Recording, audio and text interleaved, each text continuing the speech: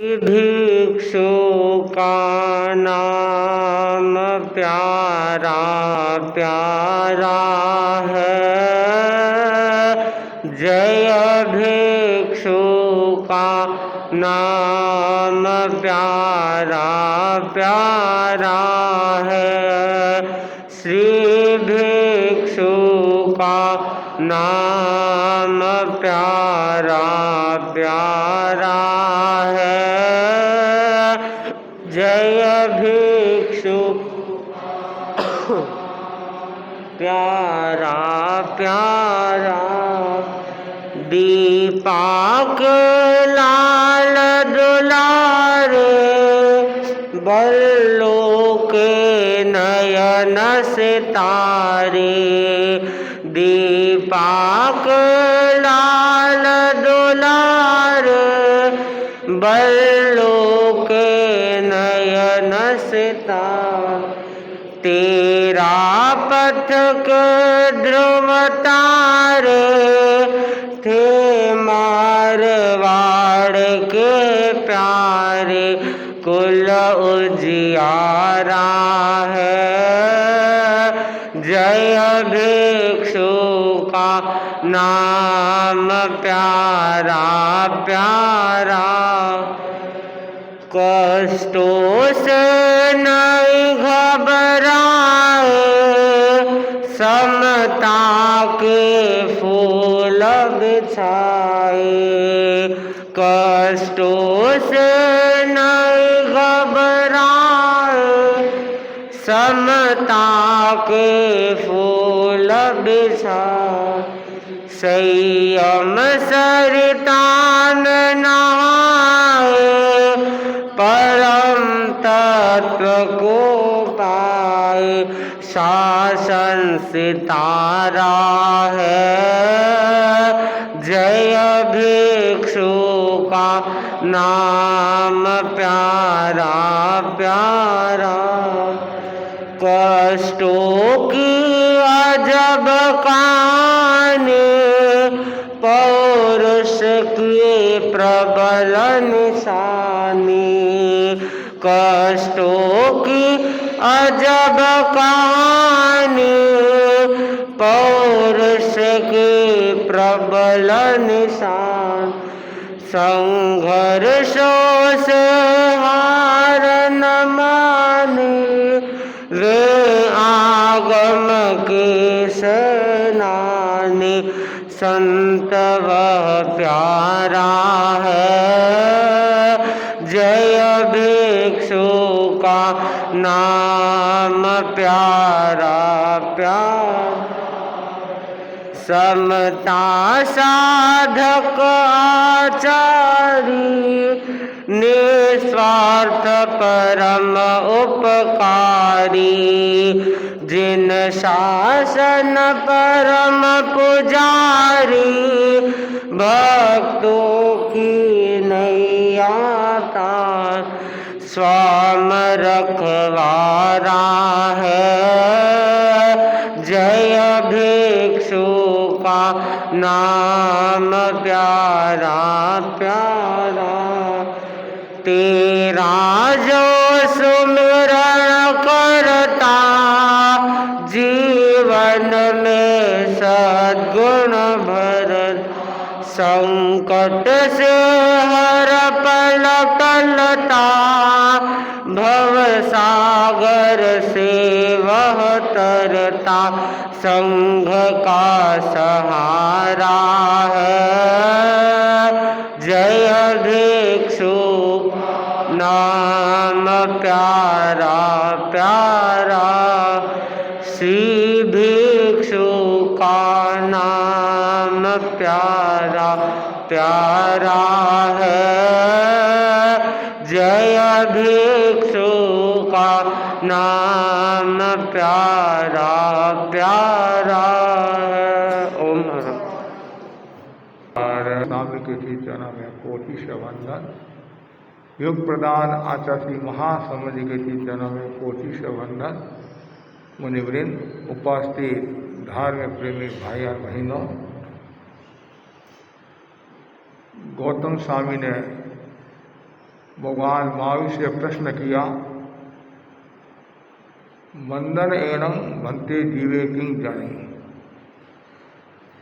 हे भगवान, वंदना करने से जीव क्या प्राप्त करता है? भगवान ने कहा, वंदन करने से जीव नीच गोत्र का क्षय करता है। वंदन एनम निया गोयम कमम खवई, नीच गोत्र का क्षय करता है। दुनिया का प्रत्येक प्राणी कर्मों के कारागृह में बंदी है।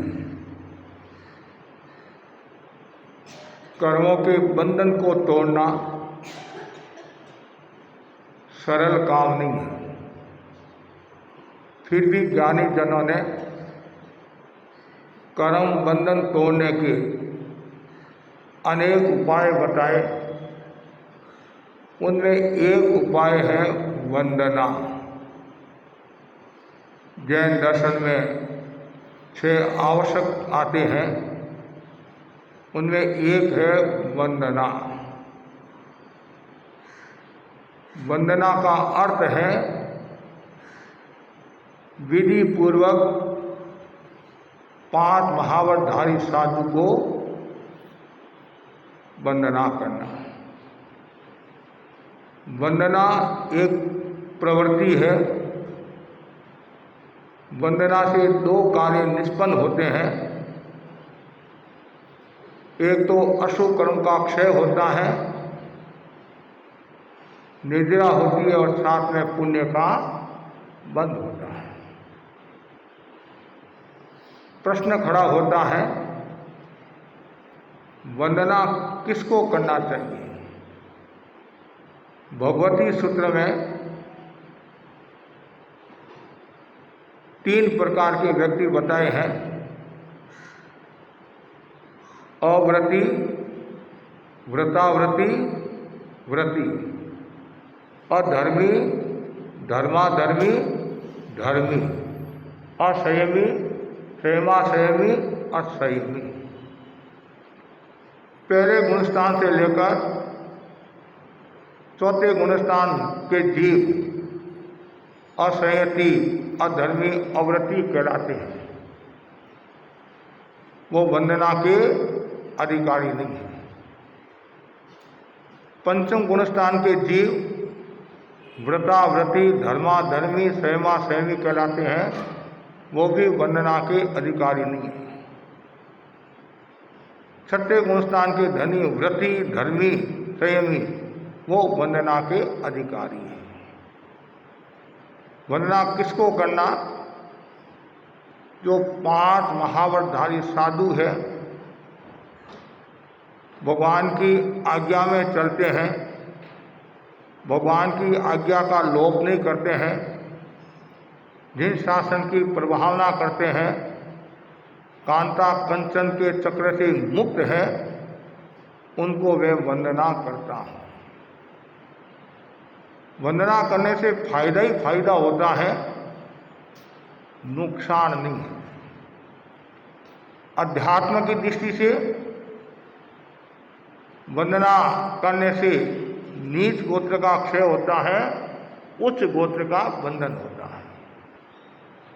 दूसरा बताया, वंदना करने से 7-8 कर्म क्षय होते हैं, 3-4 नए शुभ कर्मों का बंधन होता है। ये 7-8 और 3-4 क्यों? भगवान ने कहा, आयुष्य कर्म जिंदगी में एक बार बंधता है, एक बार पूरा होता है। जब आप वंदना करे हैं और आपके आयुष्य का बंधन हो गया, मृत्यु को प्राप्त हो गए, तो 8 कर्म हो गए, और मृत्यु को प्राप्त नहीं हुए तो 7 कर्म। 3-4 क्यों? जब आप वंदना करे हैं उसमें आपके आयुष्य का बंधन हो गया तो आयुष्य कर्म हो गया, बाकी के 3 कर्म। साता वेदनीय, शुभ नाम और उच्च गोत्र। और ऐसे शुभ आयुष्य का बंधन हो जाता है। इसलिए 3 या 4, 7 या 8। अब वंदना का व्यवहारिक स्वरूप भी बताया है। यदि आप किसी को प्रणाम करते हैं, अभिवादन करते हैं, नमस्कार करते हैं, तो सामने वाले व्यक्ति पर क्या प्रभाव पड़ता है कि विनम्र आदमी है और विनम्रता झलकती है, शिष्टाचार। और आगे बताया गया वंदना करने से क्या फायदा होता है। अभिवादनशीलस्य नित्यं विदोपसेविने चत्वारि तस्य वर्धन्ते आयु विद्या यशो बलम। अब अभिवादन करते हैं, वृद्ध लोगों की सेवा करते हैं, अनुभवी लोगों की सेवा करते हैं, तो ग्रंथकार कहते हैं 4 बातें बढ़ती हैं। आयु विद्या यश बल। आयु का मतलब ये नहीं वो 100 साल की जगह 125 वर्ष जिएगा, ये नहीं है। वो जितना आयु से लेकर आया है उतना भोगने की संभावना रहती है। विद्या, जो विनय रखता है तो विद्या भी उसको प्राप्त होती है, और जो अहंकारी होता है तो ऐसा कहा जाता है उसकी विद्या भी चली जाती है। यहाँ तक बताया गया है आगमों में, आपके द्वार ज्ञान आने वाला है, उसमें आपने कुतूहल कर लिया और कुछ कर लिया तो वो ज्ञान वापिस चला जाता है। यहाँ बताए आयु विद्या यश, यश भी आपका बढ़ता है और बल भी आपका बढ़ता है। कितना लाभ है, आयु विद्या यशो बलम। वैज्ञानिक दृष्टि से चिंतन करें, जो वंदना करता है उसके शुगर कंट्रोल में रहती है, शुगर कंट्रोल में रहती। क्यों? जैसे आप वंदना करते हैं तो पैनक्रियाज पर दबाव पड़ता है तो श्राव वो कंट्रोल में रहता है। दूसरी बात, आप वंदना करते हैं, ज्योति केंद्र को आप जमीन पर लगाते हैं तो वो ज्योति केंद्र सक्रिय होता है, उससे आवेग आवेश कंट्रोल में रहते हैं। तीसरी, वंदना करने से घुटने कमर में भी राहत मिलती है, लचीलापन आता है। और वंदना करने से कोई कमज़ोर आदमी है, दुर्बल आदमी है, वह भी सबल हो जाता है, और जो मोटा है वो पतला हो जाता है, और पतला है वो सबल भी हो जाता है। एक प्रकार का आसन हो गया, योगासन हो गया एक प्रकार का। तो 3 बार यदि कोई साधु को वंदना करता है, 3 बार उठ बैठ हुई तो शरीर पर असर आएगा। और आगे बताएगा वंदना करने से कितना फायदा होता है, नारकी के बंधन भी टूट जाते हैं। श्री कृष्ण महाराज का उदाहरण आपके सामने है। एक साथ संग्रह न्याय की दृष्टि से 18,000 साधुओं को वंदना की। कितनी? 18,000 साधुओं को वंदना की। याद करने का भी तरीका है। 3 तीर्थंकरों के साधुओं की संख्या आप याद रख सकते हो। भगवान महावीर के कितने थे? 14,000, पार्श्वनाथ के 16,000 और अरिष्टनेमि के 18,000। तो ये याद रखिए, 18, 16, 14 याद करने का तरीका है। 18,000 साधुओं को वंदना की। भगवान अरिष्टनेमि के पास आए और भगवान अरिष्टनेमि से निवेदन किया, भंते मैंने मेरी जिंदगी में 360 युद्ध किए। कितने? 360 युद्ध किए। उस युद्ध से मुझे इतनी थकान नहीं आई, और आज मैंने साधुओं को वंदना की और मुझे थकान आई है। भगवान ने कहा, श्री कृष्ण, उस समय तो तुम्हारे कर्मों का बंधन हुआ था और यहाँ तुम्हारे कर्म टूटे हैं, और एक साथ 4 नारकी के बंधन टूट गए। जैसे ये सुना, भगवान से कहा कि एक बार और वंदना कर लूं तो 3 नारकी के बंधन भी टूट जाए। भगवान ने कहा, राईरा भाव राते बीता। कहावत है, राईरा भाव राते बीता। उस समय जो तुम्हारी रसायन थी अब वैसी रसायन नहीं रही है। वंदना में भी रसायन आती है। हर समय एक शरीर के भाव नहीं रहते हैं। कभी कभी हम देखते हैं आते इतनी जल्दी वंदना करके मेरी देरी हो रही है, तो आए ही क्यों देरी हो रही है? तो एक क्षण में क्या फर्क पड़ता है? महाराज जल्दी करो, जल्दी मेरे को मंगल पाठ जल्दी सुनाओ आप, और पहले वंदना तो अच्छी तरह से कर ले। नहीं महाराज गाड़ी चूक रही है।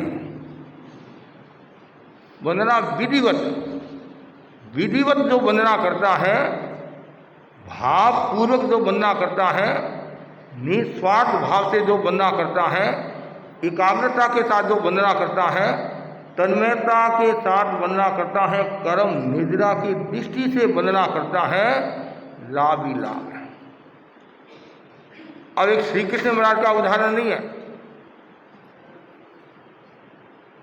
राजा श्रेणी का उदाहरण आता है। 500 साधुओं को वंदना की कितनी? तो 3 साधुओं को वंदना करने भी भारी पड़ती है। बस बड़े महाराज का है, और कभी कभी तो बड़े महाराज का भी इंतजार नहीं करते हैं, कोई संत नजर आए वंदना की रवाना। लेकिन संतों के ठिकाने आए हैं, जितने संत हैं, जितनी साधुआं हैं, वंदना करनी चाहिए। इससे आत्मीयता जुड़ती है, कर्म निद्रा होती है, परिचय बढ़ता है, ज्ञान की वृद्धि होती है, और संतों के श्रीमुख से कोई शब्द निकल जाता है तो निहाल हो जाते हैं। फकीरों की निगाहों में अजब तासीर होती है, और निगाह मैल की हो जाए तो खाक भी अक्षर होती है। नजर पड़े तो निहाल, नहीं तो बेहाल। तो श्री कृष्ण राजा श्रेणिक ने 500 साधुओं को वंदना की, भगवान के पास आए, 6 नारकी के बंधन टूट गए। इसमें 2 बातें आती है। कोई कहता है एक बार और वंदना कर ले तो पहली नारकी का बंधन भी टूट जाएगा। वो बोले मैं इतना थक गया हूँ, अब वंदना कर नहीं सकता हूँ। और ऐसा भी कहा जाता है कि एक बार मैं खुद ही और वंदना कर लूँ, तब भगवान ज्ञानीजन कहते हैं और वो पहले जैसे रसायन नहीं है। ये 2 वंदना का उदाहरण आपके सामने प्राय आप जानते हैं। एक उदाहरण है, दिगंबर परंपरा के हमारे आचार्य हुए हैं कुंद आचार्य। कुंद मुनि रोजाना 108 बार सिमंदर स्वामी को वंदना करते थे। रोजाना 108 बार सिमंदर स्वामी को वंदना करते थे, और सिमंदर स्वामी वहां से आशीर्वाद देते थे। तो इधर तो ये वंदना करे हैं, और देवता भी भगवान की सेवा में आए हुए थे, और सिमंदर स्वामी ने जो कहना कहा कि भगवान किसको आप कह रहे हैं, किसको आशीर्वाद दे रहे हैं? कि कुंद मुनि जो भट्ट क्षेत्र में है वो वंदना करता है, उसको आशीर्वाद दे रहा हूं। तो जो देवता आए थे, उन देवता में एक देवता कुंद मुनि का परिचित था, मित्र होगा आदि, तो खुशी तो होती नहीं। अब आपका कोई दोस्त मिलता है और आपके बारे में कोई कहता है कि अमुक ने कहा, तो खुशी होती है। तो वो भी आया कि भगवान ने आपको आशीर्वाद दिया है, आपकी प्रशंसा की है। और देवता बोले कोई वरदान मांगो। कुंद मुनि बोले वरदान तो क्या मांगू, हम तो साधु महात्मा है। और देवता खाली हाथ नहीं जाते, कहते देवता खाली हाथ नहीं जाते, कुछ देकर ही जाते हैं।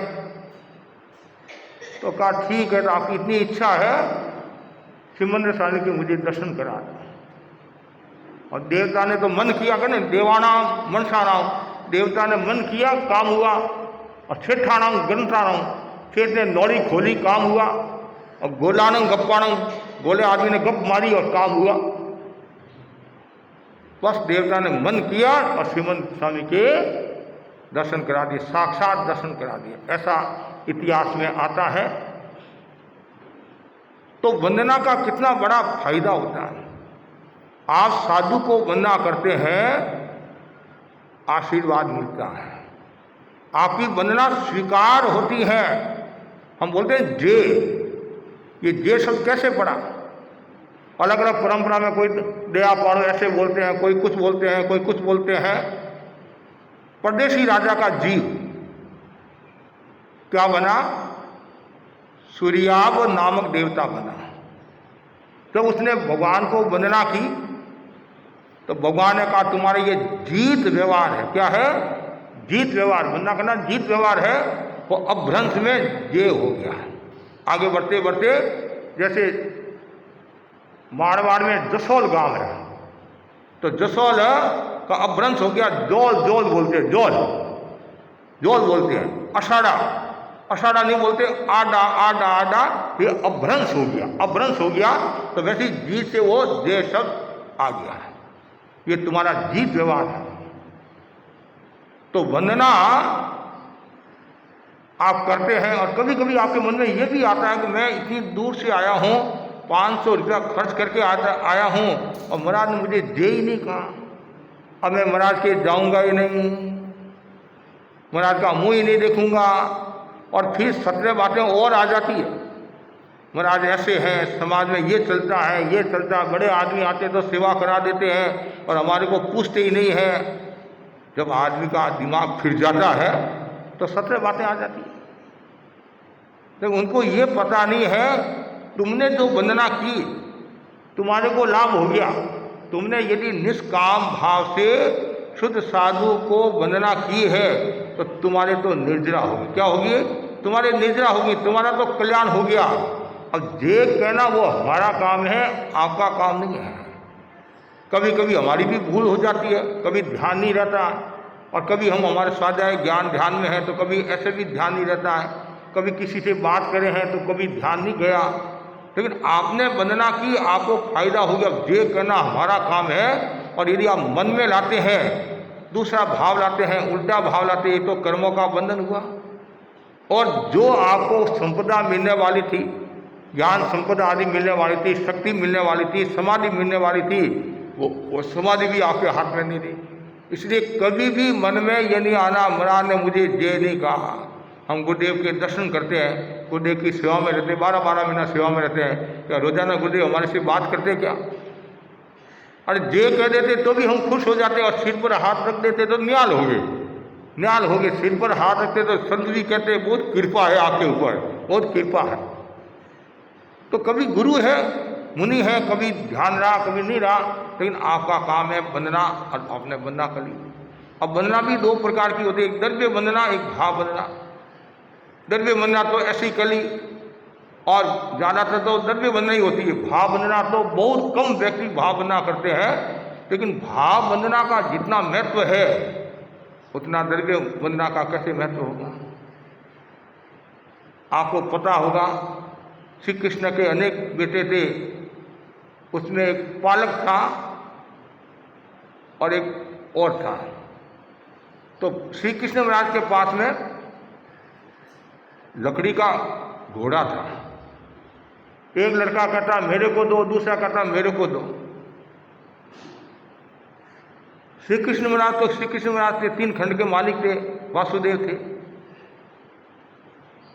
उन्होंने कहा जो पहले भगवान के दर्शन करके आएगा उसको घोड़ा मिलेगा।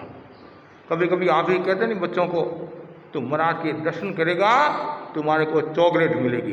कभी कभी तो आप हमारे सामने कह देते हैं अरे वंदना कर ले तुम्हारे को पेंसिल मिलेगी। वो पेंसिल के लालच में आकर वंदना कर लेता है। और कब पुराने समय में तो सुबह सुबह माताएं बच्चों को भेजती थी वंदना करके आओ, नहीं तो सिराना नहीं मिलेगा। हमारे मुनि छत्रमल्ली स्वामी थड़ी में विराजे थे, तो सुबह सुबह एक बाई 2 छोटे छोटे बच्चों को दर्शन कराने के लिए आती थी। तो छत्रमल्ली स्वामी भी ध्यान रखते थे भाई आने वाला है, आने वाला है, आने वाला परिवार है, एक दिन कोई देरी होगी। तो संतों ने भी इंतजार किया और आई। और दादी ने कहा, दादी से कहा आपने पोतों को अच्छे संस्कार दिए, रोजाना दर्शन करते। क्या महाराज अच्छे संस्कार दिए? मैंने इनको क्या कहा है, आप संतों के दर्शन नहीं करोगे। वो बाई विधवा थी, पुराने समय में कपड़े वैसे पहनते नहीं, तो जो गागरा होता नहीं, गागरा के नीचे की जो कोर होती है ना, कोर, वो काली।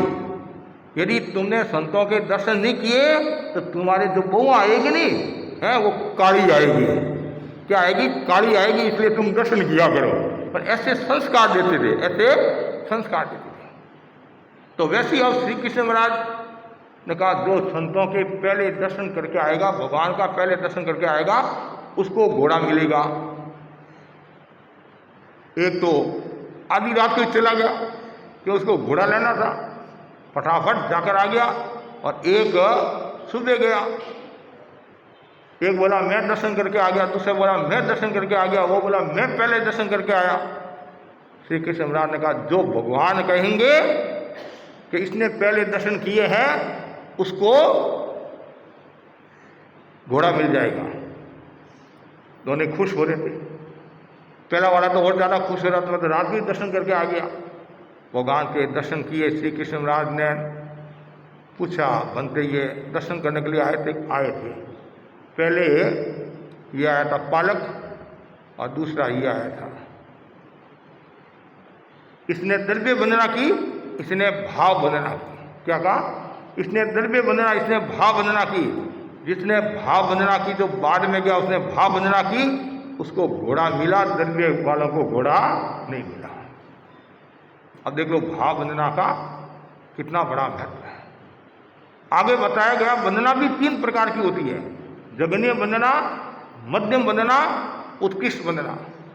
वर्तमान में तो हमारे जो है वो त्रिकुटों के पाठ से जो वंदना है वो है।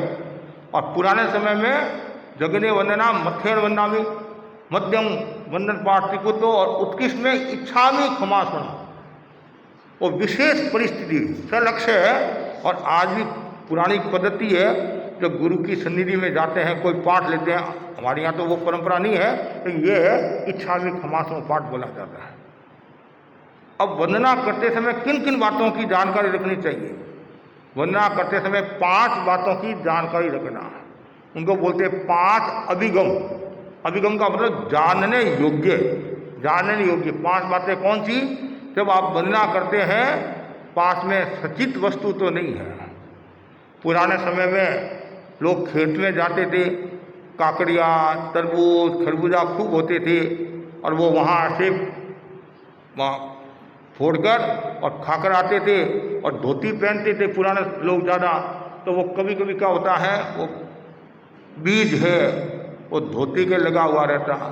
और पुराने समय में लोग अनाज का धंधा भी खूब करते, तो जेब में बाजरी है, सैंपल आदि रखते थे। तो और भी कोई चीज़, तो कभी भनूट होते नहीं, कांटे, मतलब ये, तो उस समय खेतों में काम करते तो भनूट भी लग जाते। कभी कभी हरियाली के पत्ते होते नहीं, वो भी बालों में छोटे छोटे ऐसे। तो जब भी आप गोचरी कराओ तो पहले कपड़ों की गवेषणा कर लेनी चाहिए। कोई सचित वस्तु तो नहीं है, कच्चे पानी का हाथ तो नहीं है, हाथ में हरियाली तो नहीं है, गैस को महाराज के सामने गैस तो बंद नहीं कर रहे हैं। तो ये सब सचित जीव सहित ये नहीं होना चाहिए। दूसरा, अचित रख का मतलब क्या है? पास में शस्त्र नहीं होने चाहिए। ये तलवार, कटारी, कैंची, ये पास में नहीं होने चाहिए। कभी आपने देखा होगा, शादी करके आते हैं ना, बिन राजा बिन दर्शन करने के लिए आते हैं, तो नारियल भी होता है ना, वो कटारी भी होती है, नहीं कटारी बोलते नहीं, तो हम मना कर देते हैं दूर से दर्शन करना। और कभी कभी गर्मी के दिन है तो छत्ता लेकर भी आते हैं, तो वो भी कोई साइड में ये मोजे पहने हुए हैं, जूते पहने हुए हैं, ये भी सावधानी रखनी चाहिए। कभी कभी लोग जूते पहन कर ही वंदना कर लेते हैं कि कौन उतारे, वापिस जाना है। नहीं, एक पोता जूते उतारने लगा, दादा बोला चलता है, खास बात नहीं। अब बोला कितना ही चलता हो, कुछ भी हो, हमारे यहाँ नहीं चलता है।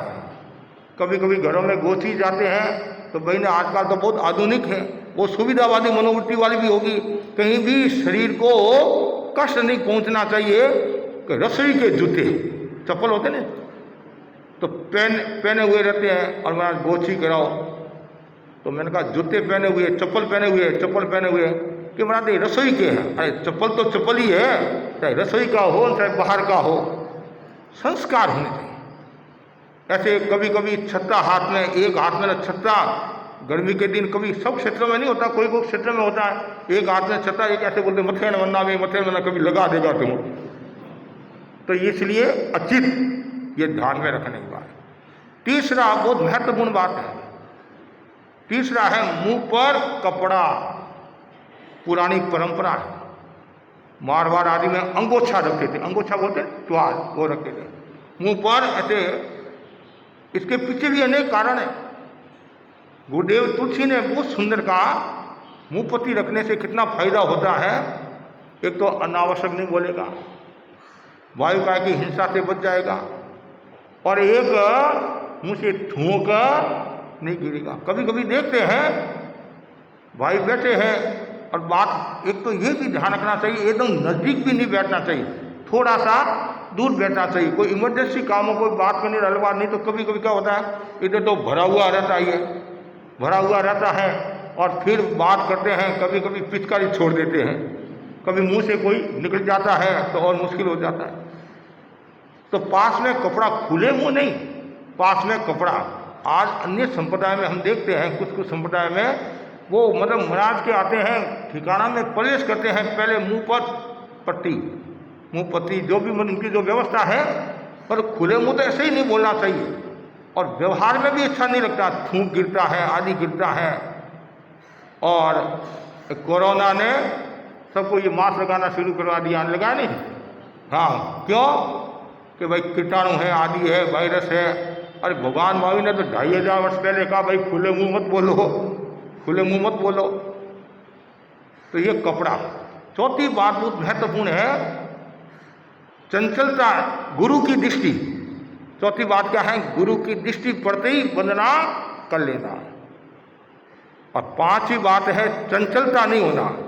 कभी कभी क्या होता है, जैसे बहन ने मेरी सेवा करी है और कोई बहन आई, वो उसके परिचित है, क्या होता है वो मेरे को वंदना करना तो भूल जाती है और उनसे बात करने लग जाती है। ए भाई तुम कब आई? अरे भाई कब आई? कभी कहीं जाने वाली नहीं है। कभी कभी आपस में भी है नहीं, आपके भाई लोग भी परिचित कोई खड़े हैं तो मेरे को छोड़कर पहले उनसे बात करने लग जाते हैं। अरे आप किस उद्देश्य के साथ आए हो? आए हो तो पहले वंदना करो। और कभी कभी ऐसा भी होता है, ठिकाने आगे, अब मैं ऊपर हूँ, आप नीचे है, और नीचे से चले जाते हैं। अरे इतनी दूर से तुम आए हो, कम से कम संतों के दर्शन करके तो जाओ। ये संस्कार होने चाहिए। कभी कभी कहते महाराज हम आपके दर्शन करने के लिए नहीं आए, हम तो फंक्शन में आए हैं, जीवन में आए हैं। अरे तुम फंक्शन में आया है तो दो लाभ हो रहा नहीं, एक तो ये लाभ हो रहा है भोजन का संसार की दृष्टि से, और भजन का भी लाभ हो रहा है। ऐसा मौका ऐसे तो आया नहीं जाता है, और ऐसे आए तो कम से कम संतों के दर्शन तो करे, संस्कार पड़ेंगे। तो चंचलता नहीं होना, गुरु की दृष्टि, कपड़ा होना, और फिर अचित मतलब सचित चीज नहीं होना, और शस्त्र आदि नहीं होना। ये 5 अभिगम है। उसके बाद में बताया गया वंदना की 6 निष्पत्तियां भी बताई है। कितनी? 6 निष्पत्तियां बताई वंदना की प्रवचन सारोद्धार में। पहली निष्पत्ति बताई है विनय की आराधना होती है। सबसे महत्वपूर्ण बात, जब आप वंदना करते हैं विनय की आराधना होती है कि ये मेरे गुरु हैं, आज मेरा सौभाग्य है संतों के दर्शन। और वंदना भी कौन करेगा? अहंकारी आत्मा वंदना नहीं करेगी। तो विनयवान है वो वंदना करेगी। और कुछ अहंकारी हाथ भी जोड़ेंगे, बार बार कहते वंदना कर, वंदना, हाथ जोड़, हाथ जोड़। आपका मन है, फिर भी उसको बेचारे को पूरा झुकाकर वंदना करा देते हैं। लेकिन अहंकारी नहीं करेगा। जो विनयवान है, जिसकी श्रद्धा है, वही करेगा। तो पहला बताया विनय की आराधना होती है। और दूसरा जो बताया गया है अरहत आज्ञा का पालन, भगवान की आज्ञा का पालन है। कि भगवान ने कहा जो शुद्ध साधु है वो वंदना का अधिकारी होता है। श्रावक वंदना का अधिकारी नहीं है, समणी जी भी वंदना के अधिकारी नहीं है, उपासक भी वंदना के अधिकारी नहीं है। कभी कभी ऐसा होता है कि आप जो उपासक आते हैं, समणे आती है, उनको भी टिकुतों के पाठ से बनना, वो मना करते हैं, नहीं नहीं आप भी तो वैसे ही हो। नहीं, वैसे नहीं हो। समणी जी के लिए वंदामि नमसामि शब्द का प्रयोग होता है। उपासक के लिए जो प्रणाम, जो आपकी जो परंपरा है, वह जय जिनेन्द्र है, आदि है, ओम अरम ओम। और हमारे जो दूसरी संप्रदाय के साधु मिलते हैं हमारे को, तो हम क्या बोलते हैं? ओम अरम। क्या बोलते हैं? ओम अरम। तो ये ध्यान रखना। और कुछ कहते हैं माँ बाप को प्रणाम करना धर्म है, दूसरों को प्रणाम करना धर्म है। ऐसे धर्म दो प्रकार का है, लौकिक और लोकोत्तर। तो वो आपका कर्तव्य है, मतलब अशिष्ट व्यवहार नहीं होना चाहिए, शिष्ट व्यवहार भी जरूरी है। और ऐसे भी आप किसी को प्रणाम करते हैं तो आपको आशीर्वाद मिलता है, दुआ मिलती है। नहीं, 3 शब्द आते हैं, शीश, आशीष और ईश। जो सिर झुकाकर प्रणाम करता है, वंदना करता है, उसको आशीष मिलती है। जैसे उदाहरण के लिए बहू पियर से ससुराल आती है, पुराने समय में भी आती थी और आज भी आती है, लेकिन अब थोड़ा थोड़ा अंतर है। पहले आती थी तो पूरा झुककर प्रणाम करती, ऐसे प्रणाम करती और पग भी दाबती। वो एक परंपरा थी, गड़ा नहीं, पग दाबती। हाँ, पग दाबती थी। और आज भी आती है, लेकिन वैसी परंपरा कम है। अभी गोड़ा दर्शन, पहले अंगूठा दर्शन होता था, ऐसे प्रणाम, अब गोड़ा दर्शन। तो गोड़ा तो गोड़ा ही देगा, और क्या होगा? गोड़ा में क्या होता है? दर्द होता है। गोड़ा में दर्द होता है तो वो दर्द ही देगा, और कुछ देने वाला नहीं है। और आप झुकोगे तो कमर भी आपकी सही रहेगी। और कभी कभी हमारे श्रावक भी है, नहीं, यहाँ बनना कम करते हैं, यहाँ करते हैं, इतनी जोर से बनना करते हैं, कभी कभी घुटनों में दर्द और हो जाता है, घुटनों में दर्द और हो जाता है। दूसरा है, वो तेल लगाया हुआ होता है तो कपड़े चिकने और हो जाते हैं। तीसरी, वो तिलक छापा लगा कर आते कोई तो कपड़े पीले और हो जाते हैं। और चौथी मजे की बात यह है, पिचकारी और छोड़ देते हैं। तो देखो कितना, कभी कभी हमको उनको समझाते भी है, प्रेम से समझाते हैं, प्रेरणा भी देते हैं हमारी ये विधि। और इसका बहुत बड़ा, अंगूठे अमृत बसे लब्धि प्रेरणा भंडार, ये ऊर्जा का प्रवाह, मतलब जो नमस्कार करता है तो उसके भीतर में ऊर्जा का प्रवाह होता है। और यहाँ वंदना करते हैं तो वत्सलता का घेरा बनता है, आत्मीयता का घेरा बनता है, प्रेम का घेरा बनता है। तो कितना फायदा होता है। तो वंदना करने अर्हत आज्ञा का पालन है। और वंदना का अधिकारी जो 6ठे गुणस्थान का धनी है, 6ठे से लेकर 14वें गुणस्थान। साधु में कितने गुणस्थान हैं? 9 गुणस्थान। वर्तमान में 6ठा और 7वां 2 गुणस्थान है। जो शुद्ध साधु है, अब यहाँ एक प्रश्न खड़ा होता है, महाराज शुद्ध साधु की परिभाषा क्या? सब शुद्ध साधु है, जो भी आते वो सब अपना बता, सब शुद्ध साधु है, सब भगवान की आज्ञा में है। ये ध्यान में रखने की बात है। निश्चय में तो केवल ज्ञानी जाने। मुझे याद है, मैंने सुना था, किसी व्यक्ति ने एक आचार्य से प्रश्न किया, करीबन 5000 की जनता होगी, बहुत पुरानी बात है करीबन, कि भिकन जी को आप क्या मानते हो, साधु मानते हो असाधु मानते हो? अब बड़ी परिषद में है ऐसा प्रश्न पूछना। लेकिन वो भी कम नहीं थे, आचार्य थे वो। उन्होंने कहा, भाई मेरा खुद का ही पता नहीं, मैं दूसरों के बारे में क्या बताऊंगा, मेरा खुद का ही पता नहीं है, मैं दूसरों के बारे में क्या बताऊंगा। तो यहाँ बताया गया है जो शुद्ध साधु है। और शुद्ध साधु कौन? जैसे भिक्षु स्वामी के पास में एक भाई आया और बोला, मेरा साधु कौन, असाधु कौन? तो भिक्षु स्वामी ने एक एग्जाम्पल के द्वारा समझाया। वैद्य के पास में एक अंधा आदमी आया और वो अंधा आदमी बोला, वैद्य जी इस गांव में कपड़े वाले कितने हैं, नग्न आदमी कितने हैं? तो वैद्य ने कहा, मैं तुम्हारी आंख में दवाई डालता हूं जिससे रोशनी आ जाएगी, अब तुम खुद ही घूमकर देख ले नग्न कितने हैं, कपड़े वाले कितने हैं। रोशनी देना मेरा काम है और निर्णय करना तुम्हारा काम है। इसी प्रकार भिक्षु स्वामी ने कहा, साधु कौन असाधु कौन, इसकी परिभाषा मैं तुम्हारे को बता देता हूं और निर्णय करना तुम्हारा काम है। कितना सुंदर उत्तर दिया। और जो 12 वर्षधारी साधु है, ध्यान से सुनने की बात, श्रावक है, 12 वर्षीय जो श्रावक है, वो अपने गुरु और अपने साधु के अलावा किसी को त्रिकुटों के पाठ से वंदना नहीं कर सकते हैं।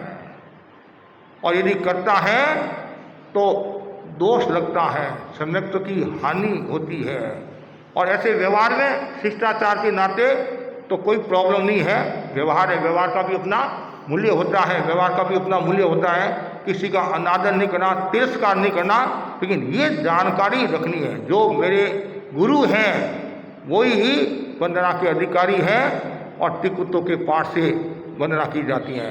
तो यहाँ दूसरा जो बताया और तीसरा जो बताया है वह ये है अहंकार का नाश होता है, विनय की आराधना, अरहत आज्ञा का पालन। तीसरा है अहंकार का नाश होता है। अहंकार का तो नाश हो गई, आप यदि वंदना करते हो अहंकार का नाश होता है। अब देखो आचार्य भी जो बड़े साधु होते हैं उनको वंदना करते हैं। आचार्य तो एक व्यवस्था पद है, लेकिन वो दीक्षा पर्याय में बड़े हैं, उनको वंदना करते हैं। और आपको आश्चर्य होगा, कोई आचार्य है प्रवचन करे हैं और अचानक कोई संतों को ध्यान नहीं रहा, बड़े संतों को, और वो पधार गए तत्काल पट से नीचे उतरकर उनको वंदना करेंगे। संत प्राय ध्यान रखते हैं आचार्य की गरिमा समान, और कभी कभी वापिस जल्दी जाना है या आचार्य कार्यक्रम में पधार गए और उस समय ही संतों को वंदना करना है। जैसे अभी आपने देखा होगा कमल कुमार जी स्वामी का तो पंचमी के दिन दर्शन किए और गुरुदेव तत्काल पर से नीचे उतरकर संतों ने नुकार बिछाया और वंदना की। ये हमारी परंपरा है। वंदना है वो चारित्र को की जाती है, चारित्र को। आदमी छोटा है बड़ा वो नहीं, चारित्र का बहुत बड़ा मूल्य होता है। तो ये अहंकार का नाश होता है। चौथा जो बिंदु बताया है शुद्ध धर्म की आराधना होती है। किसकी? शुद्ध धर्म, एक चारित्र धर्म, एक शुद्ध धर्म, ज्ञान धर्म की आराधना होती है। और पांचवा गुरुजनों की पूजा, और छठा मोक्ष की प्राप्ति। गुरुजनों की पूजा होती है और मोक्ष की प्राप्ति होती है। तो वंदना का कितना बड़ा महत्व है इसलिए। और ये भी बताया गया है, वंदना के दोष भी बताए गए हैं। अनादर पूर्वक वंदना करना, बिना वंदना करना, और गर्व के साथ वंदना करना, और वंदना करते समय बीच में भागना, जल्दीबाजी करना, ये मेरा मित्र है, भय से वंदना करना, क्रोध में आकर वंदना करना, विवेक के अभाव में वंदना करना, विवेक नहीं और ऐसे आकर, तो ये सब अनादर है। और ये भी ध्यान रखना आहार विहार निहार, ये तीन बातों में विशेष ध्यान रखना चाहिए वंदना करते समय। मुनिराज आहार करे हैं तो कमरे में आकर वंदना नहीं करना, दूर से आप आकर, और ऐसे भी आप ठिकाने में आते हो, संस्थान में विराजे हुए तो ठीक है, कमरे में आदि में है तो महाराज मत्थेन वंदना में मैं आपके दर्शन करना चाहता हूँ। तो ये भी विवेक रखना चाहिए। क्यों? अंदर कोई आवश्यक काम करे, कुछ करे हैं तो आहार करते समय अंदर आकर नहीं। दूसरा है विहार। अब महाराज ने विहार कर दिया तो लोग क्या होते हैं, पीछे से आते हैं और पीछे ऐसे हाथ लगाकर और चले जाते हैं। तो कभी कभी असावधानी हो जाती, ध्यान नहीं रहता तो संत गिर भी सकते हैं। तीसरा निहार, पंछी समिति के लिए जा रहे हैं, पहले बाहर जाते थे पंछी, तो उस समय भी बंदा दूर से आहार विहार निहार में भी सावधानी का। चौथी बात है, कभी कभी क्या होता है, महाराज सोए हुए हैं और दोपहर में 12 से 2 का टाइम होता है, जो ये तो विश्राम साधना आदि का समय होता है, तो श्रावक आते हैं और जोर से वंदना करते हैं, जोर से मथेन वंदना में मैं चंपालाल आ गया हूँ। और संत सोए हुए हैं तो भाव वंदना, आपने वंदना की, आपको लाभ मिल गया। अब संत तो सोए हुए हैं ना, आप जोर से बोलते हो और उस समय यदि अचानक संतों की नींद खुलती है, साधना की नींद खुलती है, आचार्य की नींद खुलती है, तो कभी कभी आपने देखा सिर दर्द जैसे आपका होता है वैसे हमारे हो जाता है। औदारी शरीर है, तो ये सावधानी रखना, आपको वंदना करना, भाव वंदना। कोई इमरजेंसी काम है तो आप छोटे संत उनको कहते हमारी ऐसी बात है, तो अनुकूलता होगी तो संतों को जगा देंगे, नहीं तो क्यों आप भाव वंदना कर लो और संत जो पास में वो मंगल पाठ सुना देंगे। एक बार आपको पता होगा नरसिंगा राव जी उस समय मानव संसाधन मंत्री थे और विदेश मंत्री भी वो रहे हुए हैं। तो एक बार वो आए तो मेरे को गुरुदेव के दर्शन करना, अच्छा तुलसी के समय की बात है, दर्शन करना और मंगल पाठ सुनकर मैं विदेश जाऊंगा, मंगल पाठ सुनकर। अब वो आए, गुरुदेव तो पढ़ा गए थे पहले, गुरुदेव को पता नहीं था, आए मेरे को तो दर्शन करके ही मंगल पाठ सुनकर ही जाना है। अब गुरुदेव को उठाए कौन, गुरुदेव इतने सौभाग्यशाली थे, भाग्यशाली थे, सोती उनको नींद आ जाती और वापिस जगाना भी भारी था। जगाना भी एक अलग अलग होता है। कुछ लोग तो ऐसे होते हैं कि ये घड़ी की टिक टिक आवाज़ आती नहीं तो भी नींद नहीं आती है, और कुछ कितनी ही आवाज़ हो, बिल्डिंग भी गिर रही है तो भी कोई फर्क नहीं पड़ता है, महाभारत हो रहा तो भी कोई फर्क नहीं पड़ता, तो अलग अलग होता है। अब गुरुदेव को उठाए कौन? फिर बालकृष्ण सिंह सेवा में रहते थे, तो फिर गुरुदेव को बालकृष्ण सिंह ने निवेदन मतलब जो विधि के हिसाब से उठाया, मंगल पाठ सुनकर, तो ये वो कोई विशेष परिस्थिति न सामान्यतया दूसरे वंदना करके, ये ध्यान में रखने की बात है। आहार विहार तो ये कुल मिलाकर सारा वंदना का बहुत बड़ा महत्व है। और आप यदि शुद्ध भावना के साथ, अब वंदना कब करना, ऐसे तो आप कभी भी वंदना कर सकते हो, लेकिन सुबह और शाम पुराने समय सैकड़ों लोग वंदना करने के लिए आते थे। और ये भी खुशी की बात है, हम जिस एरिया में जाते, कलकत्ता में भी सुबह सुबह काफ़ी ये हमारा अनुव्रत गीत जो होता है ना, प्रार्थना में काफ़ी लोग आते हैं, भक्तामर का पाठ में भी काफ़ी लोग आते हैं, अच्छी बात है। कुछ दर्शन करने के लिए भी आते हैं, कुछ गोची की भावना बढ़ाने के लिए भी आते हैं, ये अच्छी बात तो होना ही चाहिए। पहले देश में तो खूब आते थे, सैकड़ों लोग आते थे, उसमें वो वैसा माहौल था। और आज भी, और आज माहौल में थोड़ा अंतर ये हो गया कि पहले तो सूर्योदय के बाद में उठते थे, अब पहले उठते थे, पहले सूर्योदय के पहले उठते थे, और सूर्योदय के बाद में उठते काफ़ी लोग। तो बाद में उठते तो कभी कभी समय मिलता है, नहीं मिलता है, तो फिर भी लक्ष्य ये होना चाहिए कि मेरे एरिया में संत सत्यानारायण पदार्थ के 1 किलोमीटर के भीतर तो मुझे दर्शन करना चाहिए। पहले तो दर्शन का नियम होता, दर्शन करने के बाद ही मुंह में पानी डालना। आज भी देश में ऐसे लोग मिल जाएंगे, और ऐसे भी कुछ लोग हैं कि व्रत निपटाने के बाद ही फिर हमारी ये जुगराजी है, नहीं जुगराजी, चाहे 40 किलोमीटर है, 50 किलोमीटर है, 30 किलोमीटर है, ये बहने बेटी सामने ये भी मतलब प्राय आती है, और कमल जी आदि ऐसे आते रहते हैं, तो ये अच्छी बात है। मतलब ये गांव की शोभा है, और इनसे जिन शासन की प्रभावना होती है, दूसरों को भी प्रेरणा मिलती है। तो सुबह सुबह वंदना करनी और गोची की भावना बाना, रास्ते की सेवा करना, इसे संस्कार पुष्ट होते हैं। तो वंदना का फायदा ही फायदा है, नुकसान नहीं है। इसलिए हमेशा ये भावना भाव कि मैं ज़्यादा से ज़्यादा साधु संतों को वंदना करूं, और वंदना करने से मेरे को लाभ मिलेगा।